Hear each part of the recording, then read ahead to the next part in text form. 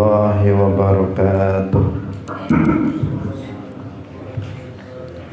Alhamdulillahi rabbil alamin. Lahu ni'matu wa lahul fadlu wa lahul thana'ul hasan. Wassalawatullahil barrir rahim wal malaikatil muqarrabin ala sayyidina wa maulana Muhammadin wa ala alihi wa ashabihi tayyibin tahirin. Allahumma la sahla illa ma ja'altahu sahla wa anta taj'alul hazna idha syi'ta sahla. Allahumma arzuqna al-ikhlasa fin niyyati wal qawli wal amal wa ba'du. Ila nabiyil mustafa sallallahu alaihi wasallam wa ikhwanihi minal anbiya'i wal mursalin wa syuhada'i was salihin, khususan ila sultanil awliya Syekh Abdul Qadir Al-Jilani wa Syekh Ahmad Ar-Rifai wa Syekh Baha'iddin Naqsyabandi wa Syekhina Abdullah Al-Harari wa ila ruhi muallif hadzal kitab Al-Qadhi Abi Syuja' wa ila arwahi muassisi jam'iyyati Nahdlatul Ulama Syekh Muhammad Hashim Asy'ari wa Syekh Bisri Sansuri wa Syekh Abdul Wahhab Hasbuwah wa ila arwahi jami'i ahli al-qubur minal muslimin wal muslimat wal mu'minin wal mu'minat min masyariqil ardi ila magharibiha, khususan ila arwahi abaina wa ummahatina wa ajdadina wa jaddatina wa masyayikhina wa masyayikhi masyayikhina. Al-Fatihah. A'udzu billahi minasy syaithanir rajim. Bismillahirrahmanirrahim. Alhamdulillahi rabbil alamin. Ar-Rahmanir Rahim. Maliki yaumiddin. Iyyaka na'budu wa iyyaka nasta'in. Ihdinas siratal mustaqim. Siratal ladzina an'amta 'alaihim ghairil maghdubi 'alaihim waladdallin. Amin. Hadirin hadirat kaum muslimin muslimat, pemirsa Madu TV rahimakumullah. Alhamdulillah, pagi hari ini Allah Subhanahu wa ta'ala kembali mempertemukan kita dalam majelis pengajian kitab Matnil Ghayah wa Taqrib, atau yang lebih dikenal dengan Matan Abi Syuja'. Semoga Allah Subhanahu wa ta'ala memberikan istiqamah kepada kita untuk senantiasa istiqamah dalam menghadiri majelis ilmu din. Dengan seperti itu kita akan mendapatkan ilmu yang bermanfaat dan mendapatkan keselamatan di dunia dan di akhirat. Amin ya rabbal alamin. Salawat dan salam semoga tetap terlimpahkan kepada junjungan kita, Nabi Agung, makhluk yang termulia, Nabi Muhammad sallallahu alaihi wasallam, para sahabatnya, keluarganya, serta seluruh umat Islam yang mengikuti beliau ila yaumil qiyamah. Hadirin hadirat rahimakumullah, mari kita mengikhlaskan niat kita lillahi ta'ala. Kehadiran kita di tempat ini adalah untuk mendapatkan ridha Allah Subhanahu wa ta'ala. Pagi hari ini kita akan menuntaskan bab tentang puasa yang telah kita baca sampai akhir, tetapi belum kita jelaskan seluruhnya. Qala al-muallifu rahimahullahu ta'ala wa syaikhu in ajaza 'ani shaumi yuftiru wa yut'imu an kulli yaumin muddan wal hamilu wal murdi'u in khafata ala anfusihima aftarata wa alaihimal qada wa in khafata ala auladihima aftarata wa alaihimal qada'u wal kaffaratu an kulli yaumin muddun wa huwa rit'lun wa thuluthun bil iraqiyyi wal maridu wal musafiru safaran tawilan yuftirani wa yaqdiyani. Hadirin hadirat rahimakumullah. Wa syaikhu, orang tua. Kemarin kita katakan syaikh itu orang tua yang umurnya lebih dari 50 tahun. Kalau lebih tua lagi disebut al-ajuz, itu sudah tua renta. Nah, orang tua yang dia tidak mampu puasa. Jadi orang tua yang tidak mampu puasa. Kalau ada orang tua tetapi masih kuat badannya untuk puasa, ya tentu dia tetap berkewajiban untuk menjalankan puasa. Ini orang tua yang tidak mampu untuk berpuasa. In ajaza anis shaum. Nah, jangan nanti disalahpahami sekedar tua kemudian dia tidak berpuasa.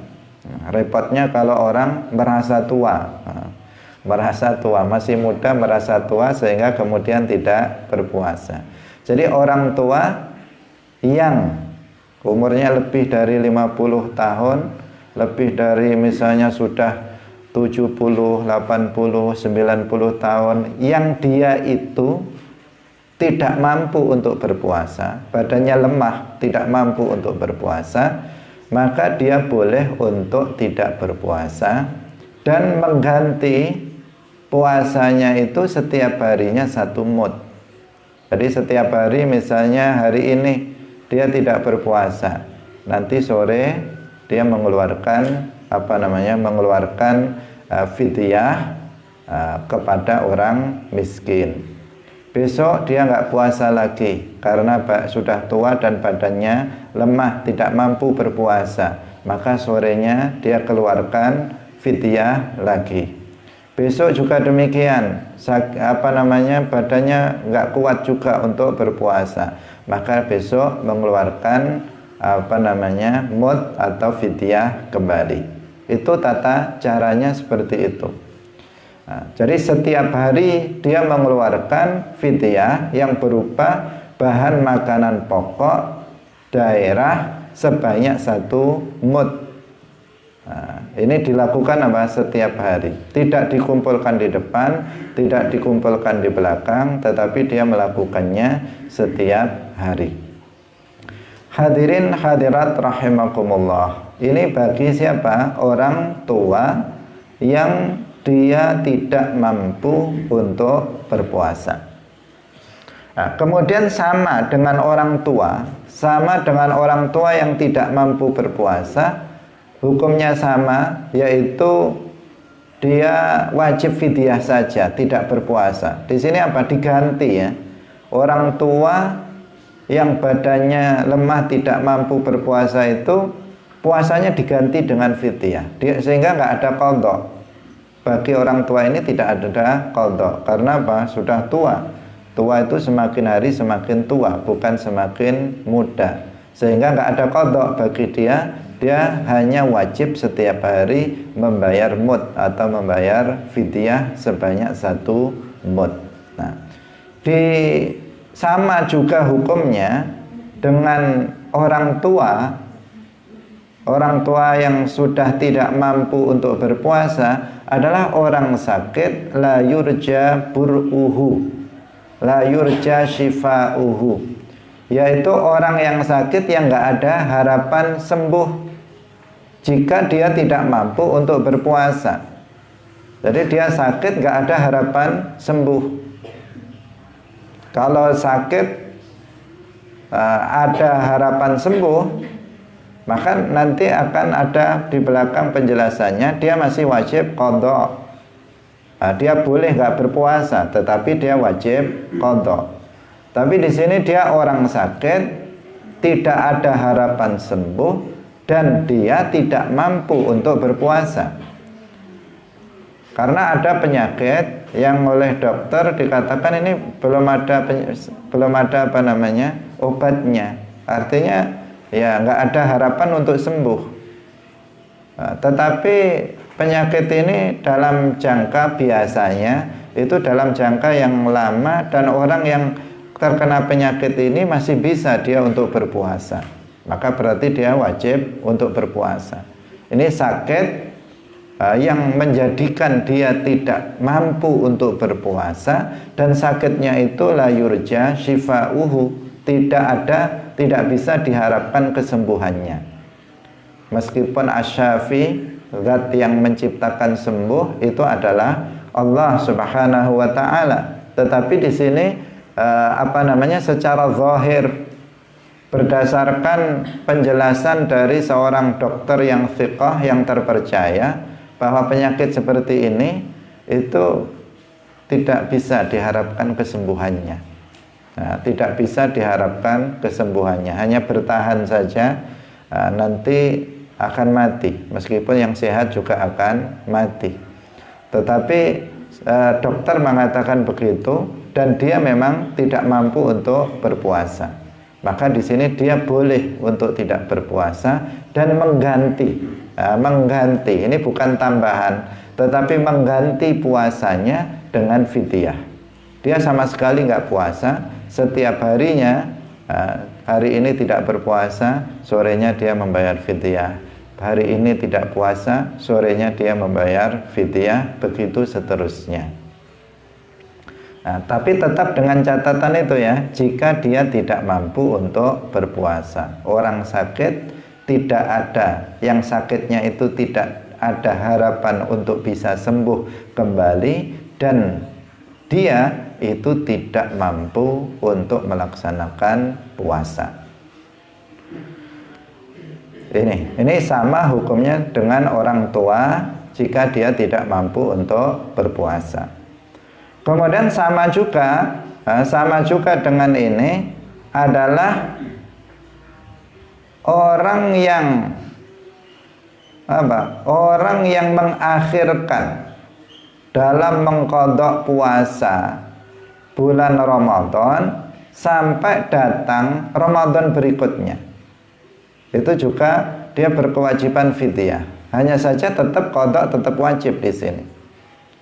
Jadi ada seseorang misalnya pada tahun kemarin ini dia memiliki qadha puasa karena sakit, karena bepergian misalnya, atau karena haid, dia tidak berpuasa, atau nggak ada sebab dia tidak berpuasa. Artinya dia jatuh kepada dosa besar karena tanpa uzur syar'i dia tidak berpuasa. Mereka kan ada kewajiban untuk mengqadha puasanya. Kemudian dia lupa, tidak mengqadhanya sampai datang bulan Ramadan berikutnya. Ketika datang bulan Ramadan berikutnya, dia baru menyadari, dia baru ingat bahwasanya dia belum mengqadha puasanya. Maka bagaimana ini hukumnya? Hukumnya dia tetap wajib qadha nanti setelah hari raya. Kemudian yang kedua, dia harus membayar fidyah setiap harinya 1 mud. Jadi misalnya dia punya hutang 6 hari, belum diqadha semua sampai datang bulan Ramadan berikutnya, maka berarti 6 mud harus dia bayarkan, dan 6 hari itu tetap wajib diqadha pada setelah hari raya nanti. Kalau itu terjadi misalnya sampai 2 tahun, udah 6 hari, sudah lewat sekarang Ramadan, nanti sudah sampai Syawal ternyata nggak diqadha lagi karena males nanti. Kemudian tiba-tiba datang Ramadan berikutnya, berarti Ramadan 2 tahun yang lalu itu belum lagi diqadha pada 2 tahun berikutnya. Ini bagaimana? Double. Berarti tadi 6 hari setelah lewat 1 tahun menjadi dia fidyahnya masing-masing 1 mud. Kalau nanti sudah jalan terus masuk Ramadan tahun yang kedua, berarti apa? 2 mud setiap harinya. Jika masuk Ramadan yang ketiga tidak diqadha juga, berarti berapa? Berarti 3 mud dan seterusnya. Nah, ini mungkin terjadi pada sebagian orang yang dulu belum sadar untuk berpuasa. Belum sadar untuk berpuasa artinya dia ketika itu belum mendapatkan taufik dari Allah Subhanahu wa ta'ala, sehingga terjadi seseorang bertahun-tahun tidak berpuasa. Tahun kemarin sama sekali nggak puasa, tahun berikutnya sama sekali, sampai 5 tahun nggak pernah puasa. Baru mendapatkan taufik Allah pada tahun yang ke-6 misalnya, dia baru menyadari bahwa dia sebagai seorang muslim berkewajiban untuk berpuasa Ramadan. Taubat, istilahnya dia sudah taubat dari dosanya meninggalkan puasa. Maka pada tahun ini dia baru puasa, berarti 5 Ramadan sudah berlalu. Tetapi dia baru tahun ini dia melaksanakan Ramadan. Berarti berapa?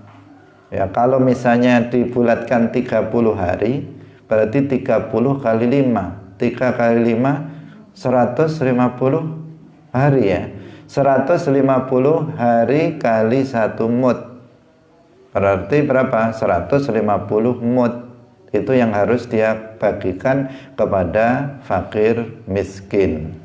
Nah, dan puasanya tetap wajib dia qadha. Berarti 150 hari dia harus berpuasa qadhaan. Nah, mengqadha itu. Lah kalau hutang puasanya lebih dari 5 tahun nggak pernah puasa, umur 50 tahun baru sadar, ya udah diqadha semuanya, dihitung saja, kemudian dikalikan berapa fidyahnya dan berapa yang harus dia qadha dari puasanya. Kenapa? Karena bertaubat dari dosa meninggalkan kewajiban itu adalah dengan mengqadhanya. Kalau ada seseorang dosanya itu meninggalkan sholat, maka selain nadam, selain menyesal dalam hatinya karena telah berbuat maksiat, bertekad untuk tidak melakukannya lagi, dia juga harus mengqadha sholat yang ditinggalkannya. Nah, ini yang sering terjadi. Seseorang ketika dia masih usia SMP, SMA, dia nggak pernah sholat karena masih muda. Ya, yang muda sholat juga banyak. Ini karena apa? Karena ya memang dia nggak mendapatkan taufik Allah, salah pergaulan, kawannya semuanya misalnya tidak sholat, kemudian sampai bertahun-tahun dia tidak melaksanakan sholat, kemudian baru setelah itu menyadari. Maka kalau dia taubat, pertama menyesali dalam hatinya telah bermaksiat kepada Allah, kemudian dia bertekad untuk tidak melakukannya lagi, untuk bertekad untuk tidak meninggalkan sholat lagi, kemudian apa? Dia wajib mengqadha sholat itu. Kalau 10 tahun, ya 10 tahun dia harus mengqadha sholatnya. Terus dia harus memanfaatkan waktu-waktu luang dia untuk melaksanakan sholat pagi, qadha sebanyak-banyaknya, nanti malam diqadha lagi. Dia tidak usah menyibukkan diri dengan sholat-sholat sunnah, tetapi sibukkan diri dengan mengqadha sholat-sholat yang pernah ditinggalkannya. Karena sholat ini adalah ibadah kewajiban yang nanti pertama kali akan dihisab oleh Allah Subhanahu wa ta'ala. Akan dipertanyakan kepada kita pertama kali adalah sholat. Disebutkan dalam hadis Rasulullah sallallahu alaihi wasallam, awwalu ma yuhasabu yaumal qiyamati as-shalah. Jadi pertama kali yang akan dihisab nanti pada hari kiamat adalah sholat. Jika sholatnya itu baik, maka itu seluruh amalnya itu pertanda baik juga. Jika sholatnya itu buruk, maka juga itu menandakan seluruh perbuatan yang lainnya itu juga buruk. Ini menjadi parameter sholat itu bagi kebaikan dan keburukan seseorang. Nah, demikian juga di sini berpuasa. Kalau ada seseorang itu punya hutang puasa, nggak pernah puasa bertahun-tahun, maka dia harus qadha puasa itu. Dia manfaatkan hari-harinya untuk berpuasa qadhaan dari puasa Ramadan yang pernah ditinggalkannya. Nggak cukup seseorang hanya bertaubat, menyesal, kemudian saya mulai tahun ini akan berpuasa. Nggak akan saya tinggalkan lagi puasa. Nggak cukup hanya begitu, tetapi dia harus hitung mulai kapan dia nggak puasa. Kalau mulai balik, misalnya dia baliknya umur berapa, sekarang dia umur berapa tahun, maka dia harus mengqadha puasa yang dilakukan, yang ditinggalkan tersebut. Itu tata caranya. Nah, itu harus kita perhatikan, masing-masing kita harus kita perhatikan. Jangan sampai itu tidak diqadha, karena ini adalah bagian dari kewajiban. Wajib bagi seorang mukallaf yang sudah balik berakal, menghitungnya adalah mulai di situ, bukan mulai lahir, tetapi mulai dari dia menjadi seorang mukallaf, yaitu al-balighu al-aqilu. Hadirin hadirat rahimakumullah. Nah, jangan sampai ini ditunda-tunda, qadha puasa ataupun qadha salat. Bagi yang misalnya pernah meninggalkannya, maka ini jangan ditunda-tunda. Nah, takutnya apa? Keduluan mati. Ini yang dikhawatirkan. Belum sempat diqadha sudah mati. Nah, terus bagaimana? Artinya dia mati dalam keadaan masih menanggung hutang atau qadha salat atau qadha puasa. Nah, hadirin rahimakumullah. Jadi jika ada seseorang dia sengaja atau tidak sengaja mengakhirkan qadha puasa hingga masuk Ramadan berikutnya, maka dia wajib membayar fidyah selain tetap berkewajiban untuk mengqadha puasa tersebut. Jika masuk lagi pada tahun kedua tetap belum diqadha, maka berarti didobelkan fidyahnya. Kalau puasanya nggak dobel, tetap kalau 6 hari juga tetap 6 hari, bukan menjadi 12 hari, enggak, tetap 6 hari fidyahnya itu yang double jika kemudian melampaui batas atau masuk pada Ramadan berikutnya. Hadirin hadirat yang dirahmati oleh Allah Subhanahu wa taala, ini berdasarkan hadis. Suatu ketika sebagian sahabat ditanya tentang hal seperti ini, orang yang modelnya seperti ini. Kemudian menjawab, yut'imu likulli yaumin muddan min khintah. Artinya di sini khintah itu qamah, jadi jenis dari gandum, maka di sini apa? Dia harus memberikan fidyah berupa makanan pokok daerah. Setiap harinya adalah 1 mud. Hadirin hadirat rahimakumullah. Jadi orang yang tidak berpuasa yang berkewajiban membayar fidyah berupa 1 mud makanan pokok kepada orang miskin, yang pertama adalah orang tua renta atau orang tua yang tidak mampu berpuasa. Kemudian yang kedua adalah orang yang sakit dengan sakit yang tidak ada harapan sembuh dan dia juga tidak mampu berpuasa dengan sebab penyakitnya tersebut. Kemudian yang ketiga adalah orang yang mengakhirkan qadha puasa sehingga masuk pada bulan Ramadan tahun berikutnya. Ini juga berkewajiban untuk membayar fidyah. Kemudian mu'allif rahimahullah mengatakan, Wal hamilu wal murdi'u in khafata ala anfusihima aftarata wa alaihimal qada'u wa in khafata ala auladihima aftarata wa alaihimal qada'u wal kaffaratu an kulli yaumin muddun. Nah, sekarang orang yang hamil dan orang yang menyusui ini hukumnya dibagi menjadi dua. Tetapi hukum dasarnya apa? Orang yang hamil dan orang yang menyusui dia boleh untuk tidak berpuasa.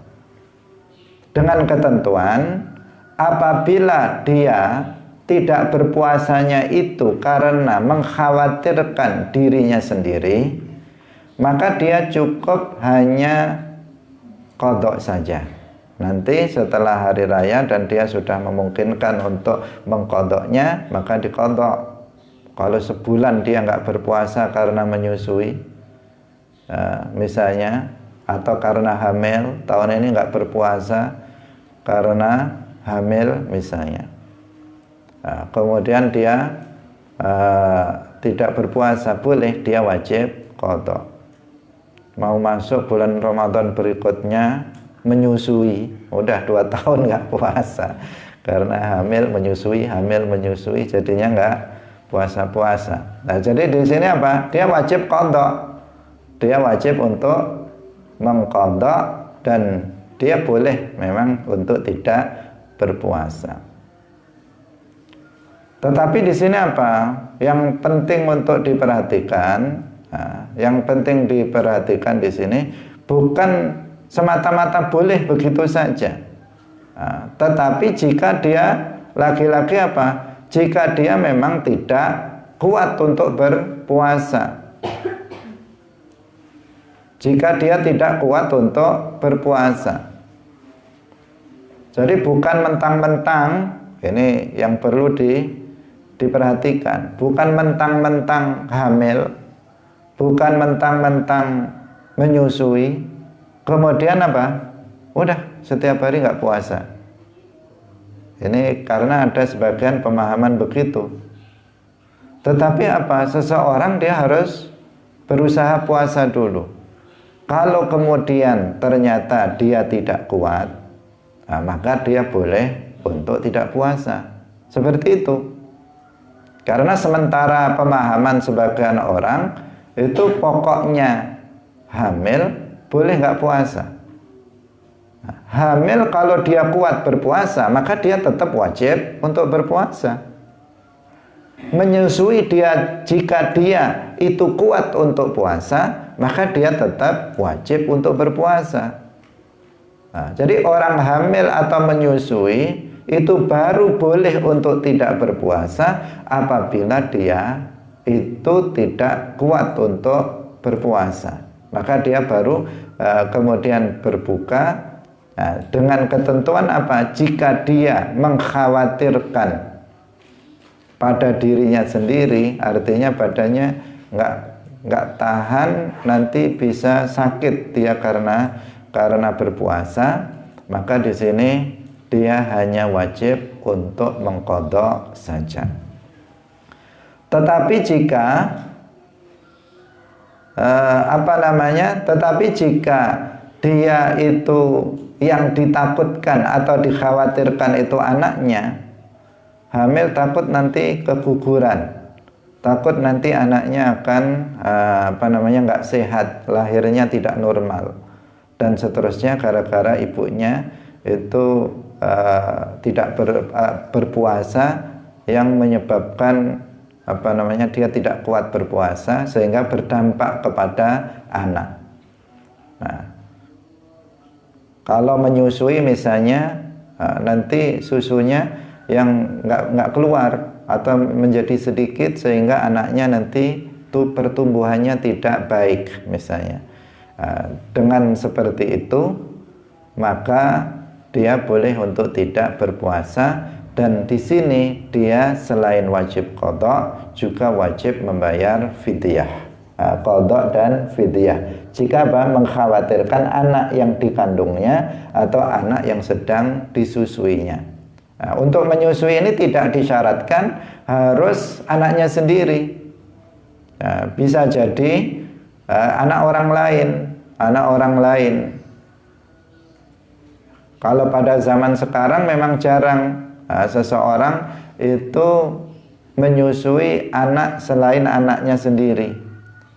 Tetapi di Arab saya nggak tahu apakah sampai pada masa sekarang, tradisi pada zaman dahulu, pada zaman Nabi, Rasulullah saja itu memiliki ibu susuan.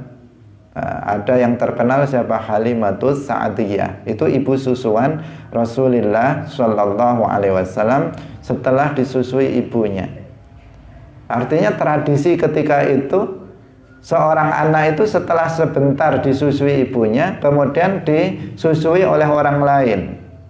Itu tradisinya seperti itu. Nah, jadi ada seseorang dia menyusui anak orang lain karena dia disewa, diberi upah. Misalnya sebuah keluarga, istrinya nggak mau menyusui anaknya. Nah, sekarang ada yang seperti itu karena ibunya wanita karir misalnya, takut misalnya kecantikannya akan pudar, bentuk tubuhnya akan rusak gara-gara menyusui, atau kemudian dia sibuk, dia ingin di kantor, anaknya kemudian diberikan kepada orang lain untuk menyusuinya. Seperti dengan diberi upah. Hal yang seperti ini, perempuan yang menyusui anak tersebut, kalau dia memang nggak kuat untuk berpuasa, boleh dia untuk tidak berpuasa, meskipun menyusui anak orang lain. Nah, tetapi jika dia yang dikhawatirkan dirinya, maka dia qadha saja. Tetapi jika yang dikhawatirkan itu adalah anak yang disusuinya, maka dia selain qadha wajib juga untuk membayar fidyah. Hadirin hadirat rahimakumullah, wa huwa ritlun wa thuluthun bil iraqi. Nah, itu ukuran 1 mud. Nah, 1 mud pada dasarnya adalah 1 cakupan 2 telapak tangan yang sedang, berukuran sedang. Nah, ukurannya 1 ritel sepertiga dengan ritel iraqi. Nah, dalam kitab ini disebutkan seperti itu. Kalau digramkan menjadi berbeda-beda karena tergantung yang ditimbang itu apa. Kalau beras ya beda tentunya kalau yang ditimbang itu berupa gandum. Nanti kalau gandumnya gandum qamah, khintah, sudah nanti berbeda lagi. Sa'ir itu akan berbeda lagi. Kalau jagung juga akan berbeda lagi jika ditimbang. Nah, karena itu apa? Kalau beras itu sebagian ada yang mengkurskan, diukur itu sekitar setengah kilogram beras. Ada yang sampai 7 on beras, 6 on beras. Hadirin rahimakumullah, itu fidyahnya untuk diberikan kepada orang miskin. Hadirin rahimakumullah, kalau seseorang tidak mampu karena miskin, tidak mampu untuk membayar fidyah, maka tetap menjadi tanggung jawabnya. Sudah miskin, nggak puasa lagi misalnya. Jadi kemarin nggak puasa, kemudian sampai masuk Ramadan berikutnya tetap belum puasa. Setelah sadar, untuk membayar fidyah juga nggak ada.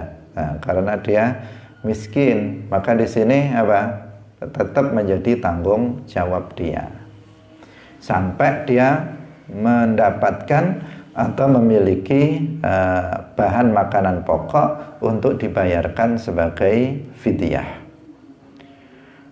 Hadirin rahimakumullah. Kemudian yang berikutnya, wal maridu wal musafiru safaran tawilan yuftirani wa yaqdiyani. Orang yang sakit dan musafir dengan safar yang tawil, yang jauh, maka dia boleh untuk tidak berpuasa dan dia mengqadha'nya. Ini untuk musafir. Musafir dan sakit yang dimaksud adalah sakit yang ada masyaqqah, yang menimbulkan masyaqqah bagi dirinya, bukan sekedar sakit. Bukan sekedar sakit, tetapi sakit yang menimbulkan masyaqqah. Apabila dia masyaqqah itu sesuatu yang berat, yang menjadikan tidak mungkin dia untuk bisa berpuasa. Misalnya jika dia sakit, maka dia akan pingsan, dia akan bertambah berat sakitnya, akan terjadi hal-hal yang membahayakan pada dirinya. Maka yang seperti ini, orang yang seperti ini, dia boleh untuk tidak berpuasa, dan nanti setelah hari raya nanti dia wajib untuk mengqadha'nya. Tetapi tidak disyaratkan untuk langsung, tetapi dia wajib untuk mengqadha' puasa tersebut. Berapa hari dia tidak puasa karena sakit, maka dia mengqadha'nya sebanyak hari itu. Kalau sekedar sakitnya sakit ringan, sakit batuk biasa yang nggak ada pengaruh, sakit pilek biasa, maka tidak boleh dia untuk tidak berpuasa. Apalagi sakit panu misalnya, ya nggak ada hubungannya dengan perut, nggak ada hubungannya dengan tenaga, nggak ada masyaqqah sama sekali. Maka di sini dia tetap berkewajiban puasa, tidak boleh dia untuk tidak berpuasa. Dia harus wajib untuk melaksanakan puasa. Jadi sakit yang dimaksud adalah sakit yang menimbulkan masyaqqah, berat bagi dirinya, sehingga dia nggak mampu untuk berpuasa. Di sini dia boleh untuk tidak berpuasa dan wajib qadha. Tapi sakitnya masih yurja shifa'uhu, sehingga dia wajib qadha, tidak bayar fidyah. Berbeda dengan yang pertama tadi itu. Yang pertama tadi yang membayar fidyah itu adalah orang yang sakit, la yurja shifa'uhu, tidak ada harapan sembuh dan dia tidak kuat untuk berpuasa. Maka di sini dia menggantinya dengan fidyah. Dia tidak puasa, tidak mengqadha, tetapi menggantinya dengan fidyah. Yang sekarang kita bicarakan adalah orang yang sakit, sakitnya yurja shifa'uhu, ada harapan untuk bisa sembuh, tetapi sakitnya membawa masyaqqah apabila dia berpuasa dalam keadaan itu, sehingga di sini boleh dia tidak berpuasa, wajib untuk qadha. Kemudian orang yang bepergian dengan bepergian yang jauh, bepergian yang membolehkan untuk qashar salat, al-musafir safaran tawilan. Tawil di sini jaraknya apa? Ya, sejauh seseorang bisa untuk mengqashar salat. Maka di sini dia boleh untuk tidak berpuasa, tidak berdosa, dia tidak berpuasa dan dia wajib untuk mengqadha, seperti orang yang sakit tadi. Perjalanan yang jauh di sini dua marhalah. Kalau dikilokan ada perbedaan pendapat di antara para ulama. Ada yang sampai lebih dari 100 kilo. Ada yang mengatakan sekitar 81-82 kilometer. Ada yang lebih rendah dari itu. Ada perbedaan pendapat di antara para ulama. Kita ngambil tengah-tengahnya 82 kilometer. Maka dia boleh untuk tidak berpuasa jika seseorang menempuh jarak itu. Misalnya dari sini Kediri misalnya menuju ke Surabaya, itu sudah melampaui jarak qashar, maka boleh untuk tidak berpuasa. Demikian juga seseorang yang dari sini ke Jakarta, dari Kediri ke Jakarta, maka boleh seseorang untuk tidak berpuasa. Tetapi ingat di sini, seseorang musafir dia boleh untuk tidak berpuasa apabila dia telah keluar dari baladnya itu sebelum subuh. Apabila dia keluarnya setelah subuh, maka untuk hari itu dia harus berpuasa. Misalnya hari ini saya pergi ke Jakarta, berangkatnya nanti jam 12 siang. Maka hari ini saya wajib untuk berpuasa sampai maghrib. Nggak boleh, besok saya mau ke Jakarta, maka sekarang dari pagi sudah sarapan. Itu nggak boleh. Harus saya berpuasa hari ini. Baru besok, karena saya masih dalam safar, besok saya boleh untuk tidak berpuasa. Itu ketentuannya seperti itu. Karena di sini juga sering disalahpahami, karena nggak dijelaskan sehingga sering disalahpahami. Ada seseorang, besok saya jam 7 pagi akan berangkat ke Surabaya. Ya udah, saya nggak usah sahur karena besok saya pergi, saya nggak puasa saja. Nah, itu nggak boleh seperti itu. Nggak begitu pemahamannya.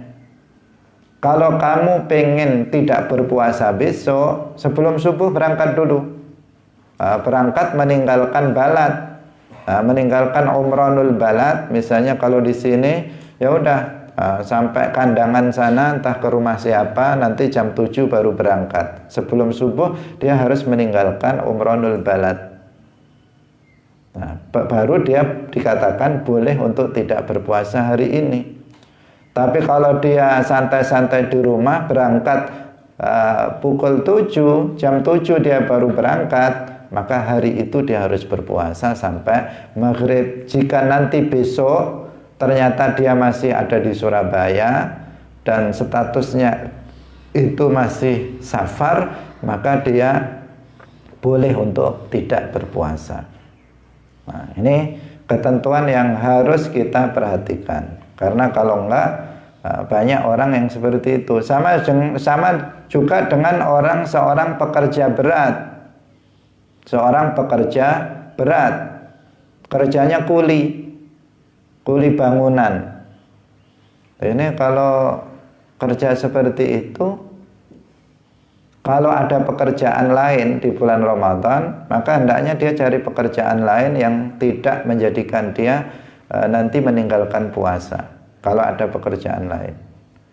Kalau pekerjaannya hanya satu-satunya itu, nggak ada yang lain, dan jika dia tidak bekerja, maka dia tidak bisa memberikan nafkah istri dan anaknya. Ini ketentuannya. Kerjaannya hanya itu. Jika dia nggak kerja, maka istri anaknya lapar. Dia nggak bisa memberikan nafkah untuk istri dan anaknya. Maka terpaksa dia bekerja dengan pekerjaan yang super berat itu, yang membutuhkan tenaga, membutuhkan kalau nggak makan, nggak minum bisa pingsan dia karenanya. Maka di sini bagaimana? Apakah dia boleh untuk tidak berpuasa? Para ulama menjelaskan, dia harus tetap berusaha puasa. Malam harinya sahur, sahurnya diakhirkan saja, diperbanyak 2 piring atau 3 piring menjelang subuh misalnya, diperbanyak. Karena apa? Memang kerja keras kan butuh tenaga biar awet nanti sampai siang. Kemudian berusaha sahur yang banyak, kemudian apa? Dia berusaha untuk puasa. Jika ternyata jam 11 siang ngelele misalnya, nggak kuat lagi, maka di sini dia boleh untuk tidak berpuasa, nanti wajib qadha. Wajib qadha. Jadi ketentuannya begitu. Bukan apa? Bukan nanti saya kerja keras, udah buatkan sarapan ya, nggak usah sahur, langsung dijujuk seperti itu, langsung divonis dia nggak kuat puasa, langsung nggak makan sahur pada malam harinya, paginya sama istrinya dibawain ini sarapannya, udah disiapkan sarapannya. Nah, ini nggak boleh yang seperti itu, dia berdosa jika seperti itu. Tapi bagi pekerja keras, pekerja berat, bukan pekerja keras, pekerja berat yang seperti itu, yang memerlukan tenaga dalam bekerjanya, dia harus setiap hari berusaha. Sahur, besok lagi, sahur lagi, berusaha untuk puasa. Nggak kuat, ya udah, kemudian dia boleh untuk tidak berpuasa, tetapi tetap wajib untuk mengqadha puasa yang ditinggalkannya tersebut. Hadirin hadirat yang dirahmati oleh Allah Subhanahu wa taala. Ini tentang ketentuan tentang puasa kita sudah selesaikan. Nah, tetapi perlu kita tambahkan sedikit ya. Yang ini tidak disebutkan oleh muallif, disebutkan dalam kitab yang lain, yaitu tentang puasa-puasa sunnah. Jadi selain puasa itu ada puasa wajib, hukumnya wajib dilaksanakan oleh setiap muslim, seperti puasa Ramadan, itu hukumnya wajib. Ada juga puasa yang wajib yang lainnya, seperti puasa nazar. Seseorang mengatakan, jika nanti saya sembuh dari penyakitku, maka akan saya puasa Senin Kemis sebanyak 7 Senin 7 Kemis misalnya. Maka itu apa? Dia wajib untuk melaksanakannya. Jika nanti saya lulus dalam ujian, maka saya akan berpuasa sebanyak 3 hari. Maka itu hukumnya menjadi wajib. Puasa itu menjadi wajib bagi dia. Atau puasa kafarah, yang kemarin kita jelaskan. Seseorang laki-laki misalnya dia menjima istrinya di siang Ramadan, membatalkan puasanya dengan jima, maka dia wajib untuk membayar kafarah. Kalau nggak mampu memerdekakan budak, maka berpuasa 2 bulan berturut-turut. Puasa ini adalah puasa wajib. Nah, ada juga puasa itu yang namanya shaumut tatawwu, puasa yang sunnah, tidak wajib hukumnya. Yang ini juga perlu kita untuk tahu. Hanya sekedarnya saja kita sampaikan. Mana tahu kita bisa menambah, apalagi seorang santri. Seorang santri itu kalau dia memperbanyak puasa, maka itu sesuatu yang baik. Tidak memperbanyak makan, karena banyak makan berarti banyak ngantuknya, sehingga mengganggu belajar kita. Nah, santri itu tirakat, itu sifat yang melekat pada seorang santri. Tirakat itu ya tidak banyak tidur dan tidak banyak makan. Nah, jadi kalau sekali-kali misalnya atau bukan sekali-kali, tetapi sebaiknya memperbanyak puasa. Dan kalau kita menuruti puasa sunnah, maka puasa sunnah itu banyak jumlahnya. Jumlahnya banyak. Misalnya kemarin Syawal, sekarang sudah masuk Dzulqa'dah, udah nggak ada kesempatan. Syawal ada puasa namanya puasa Syawal, 6 hari dari puasa Syawal, yang dikatakan oleh Nabi, man shoma ramadhana wa atba'ahu min sittan min syawalin kana kasyamid dahri. Barang siapa yang berpuasa Ramadan kemudian dia mengikutinya dengan 6 hari dari bulan Syawal, puasa 6 hari dari bulan Syawal, maka itu seperti puasa setahun. Karena dilipatkan 10 kali lipat, 1 bulan itu sama dengan 10 bulan. Sama dengan 10 bulan, karena dikalikan 10. Kalau 6 hari itu dikalikan 10, berarti berapa? 60 hari, sama dengan 2 bulan, sehingga jumlahnya menjadi 12 bulan. Jadi kalau ada orang puasa 1 bulan penuh Ramadan, kemudian ditambah 6 hari, itu seperti puasa 1 tahun. Itu disebutkan dalam hadis seperti itu. Kemudian ada lagi puasa Senin dan Kamis. Rasulullah itu melakukannya. setiap hari Senin berpuasa, setiap hari Kamis berpuasa. Itu bisa dilakukan oleh santri. Mungkin nanti kita haruskan mungkin ya, tetapi tidak diwajibkan untuk berpuasa hari Senin atau Kamis. Nah, karena ini apa? Ini juga dalam rangka untuk apa namanya?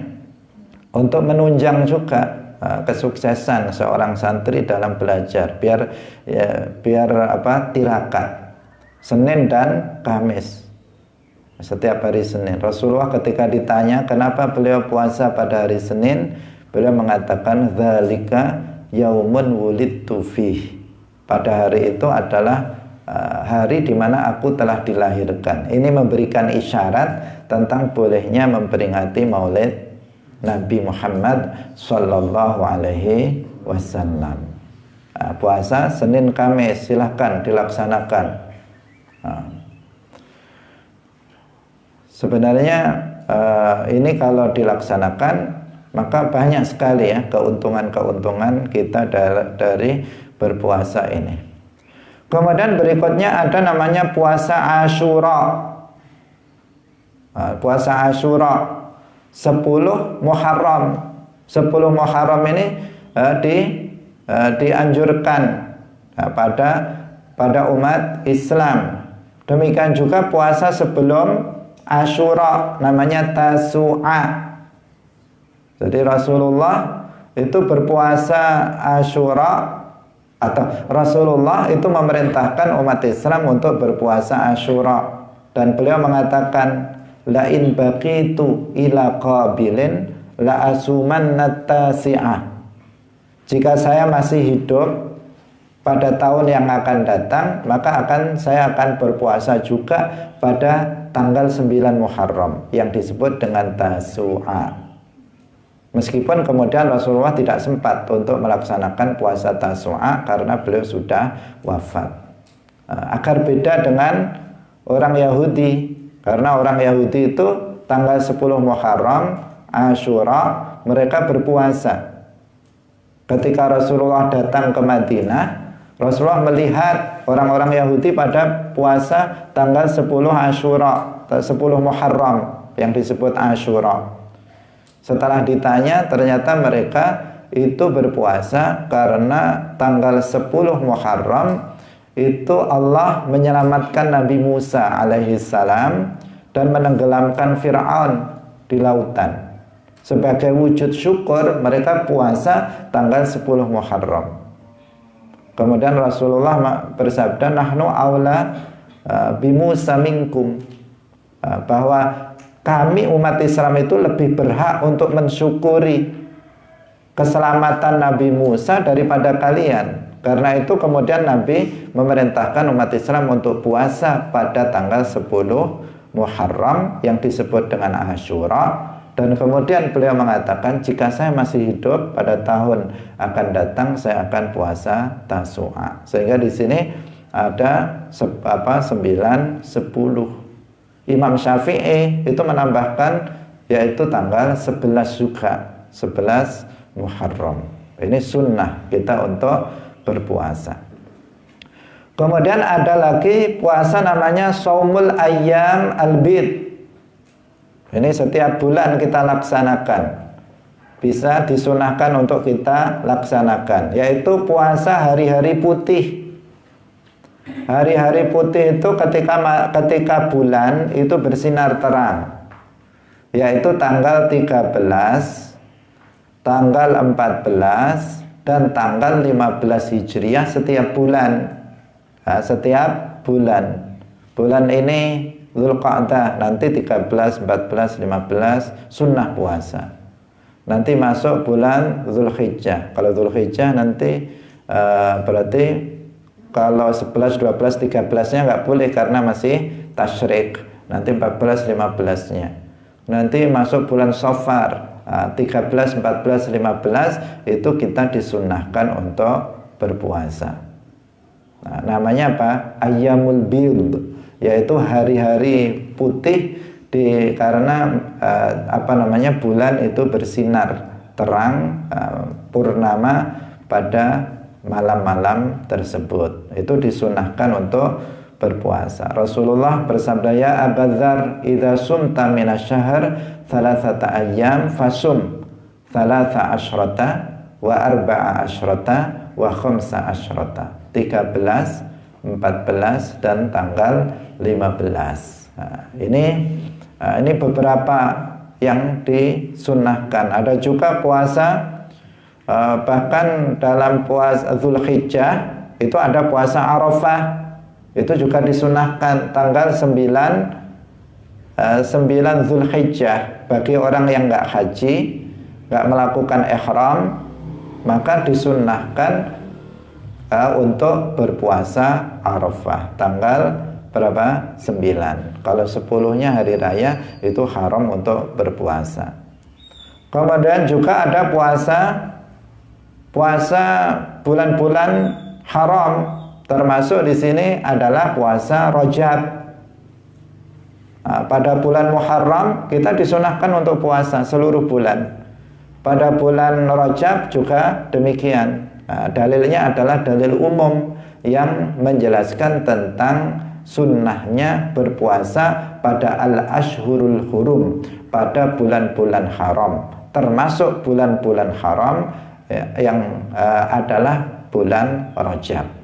Karena sebagian orang mempermasalahkan tentang puasa Rajab, padahal Rajab adalah termasuk al-ashhurul hurum dan telah sabit kesunahan puasa pada al-ashhurul hurum.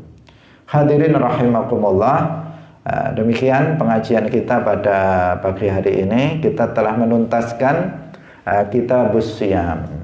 Setelah ini ada tambahan terkait masih puasa tetapi sudah berbeda karena memang nggak ada kaitannya, bisa dilaksanakan di bulan Ramadan meskipun pada umumnya dilakukan pada bulan Ramadan, yaitu tentang i'tikaf. Barakallahu fikum wallahul muwaffiq ila aqwamit thoriq. Wassalamualaikum warahmatullahi wabarakatuh. La ilaha illallah. Allahumma salli ala sayyidina Muhammad wa ala alihi wa sahbihi wa sallim. Rabbi ghfirli wa liwalidayya wa lil mu'minina wal mu'minat.